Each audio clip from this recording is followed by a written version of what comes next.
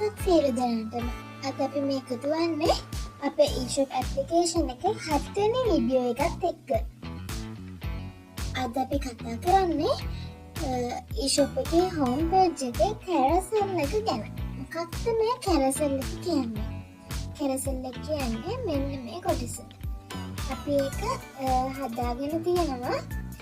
අපි කැමති picture එකක් දාලා හදාගෙන තියෙනවා. ඊට අමතරව මෙතන මේ බටන් එකක්, මෙතන බටන් එකක්, ඊට අමතරව මෙන්න මෙතන බටන් තුනක් තියෙනවා. ඒක වලට නැහැ. අපි මේක ඉමේජ් තුනකින් තමයි හදලා තියෙන්නේ. මේක අපි ඔටෝ ප්ලේ වෙන්නත් හදන්න පුළුවන්. අපිට විනාඩි කිහිපයකින් මේක ප්ලේ වෙන විදිහට හදන්න පුළුවන්. නැත්නම් මෙතන මේ බටන් එක ප්‍රකාරී කරගෙන ඊළඟ පේජ් එකට හදන්නත් පුළුවන්. මෙතනින් මේ බටන් තුනක් පෙන්නනවා. ඒ තුنين අන්තිම එකට මැද එකට පළවෙනි එකට තමයි කැමති විදිහට යන්න පුළුවන්. අපි බලමු අපේ මේ carousel එකේ back end එක කොහොමද හැදිලා තියෙන්නේ කියලා.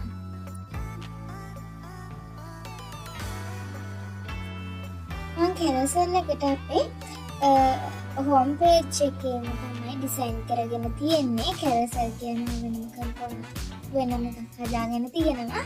අපේ div එකක් හදලා div එක columns වලින් rows වලට දාලා තමයි carousel එක හදලා තියෙන්නේ. අපි carousel එකේ style එක අරගෙන තියෙන්නේ bootstrap භාවිතයෙන්. අපි boots අපේ dot එකේ තියෙන components වල carousel කියන එක තමයි අරගෙන තියෙන්නේ. ඒකේ vivid caption කියන model එක තමයි අපි අරගෙන තියෙන්නේ.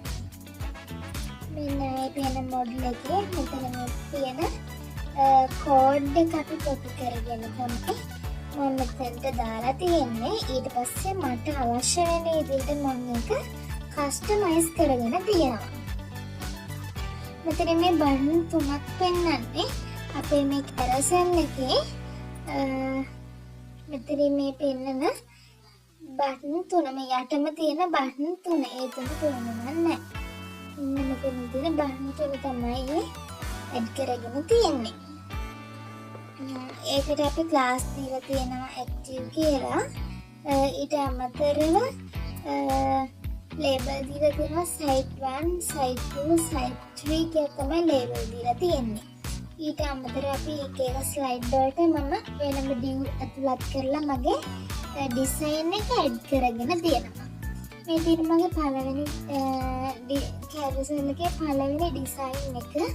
ඒක තමයි welcome to eShop කියලා H5 එකක් add කරලා තියෙනවා. ඊට අමතරව the world's the best online store buy on click කියලා තවත් පොඩි paragraph එකක් add කරලා තියෙනවා. ඊට අමතරව මම දාගෙන තියෙන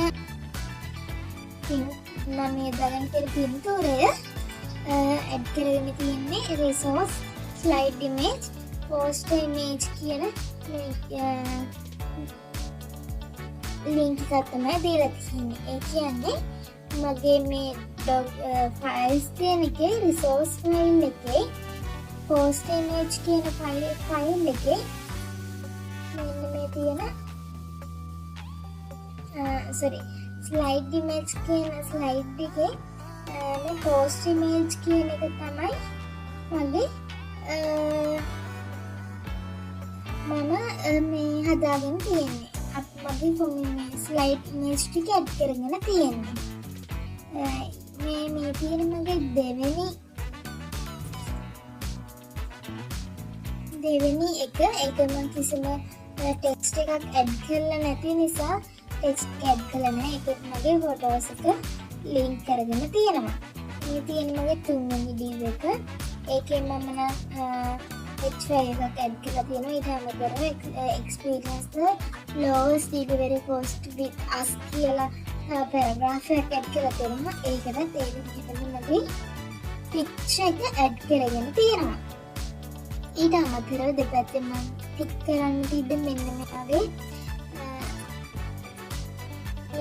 තියෙන බටන් දෙක තමයි මම මේ add කරගෙන තියෙන්නේ. බාට්න එකක් තමයි ඇඩ් කරගෙන තියෙන්නේ එක.